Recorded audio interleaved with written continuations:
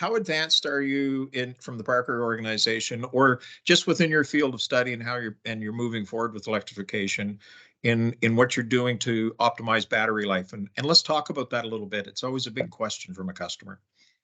So we're typically battery neutral as we approach an application. The customer has kind of determined what the battery is going to be for their machine. We'll certainly consult on that.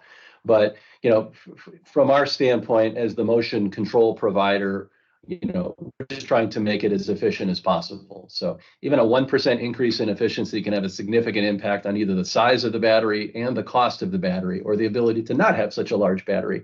So it really is about getting as much efficiency gains as you can get. A motor and inverter are going to operate at like 96, 97, 98% efficiency, which is great, but the hydraulics are not. They're 30, 40%. And if you can get 5 or 10% out of that hydraulic system, that makes a significant impact to the battery cost and the battery size. And so that's really what we focus on. Certainly battery technology is getting better and better, and it's enabling these types of applications because the battery range is increasing, that they're becoming more power dense, but it is still the most expensive part of the motion system on any of these machines is the battery pack.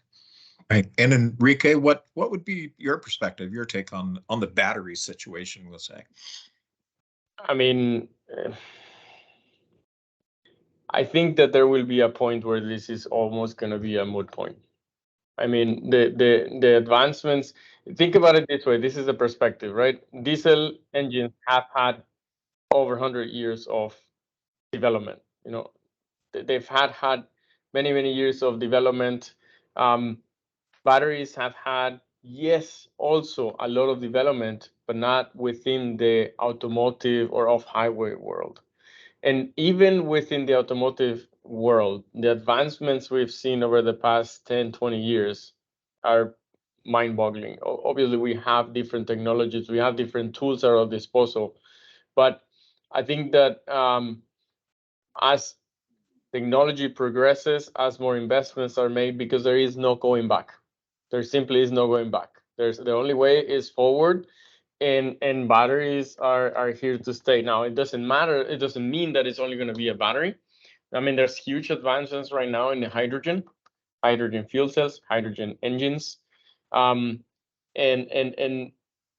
I probably shouldn't call it a competition, but it's really interesting to see that competition going on, right? Because it's what fits best. Again, it's all about the application, right?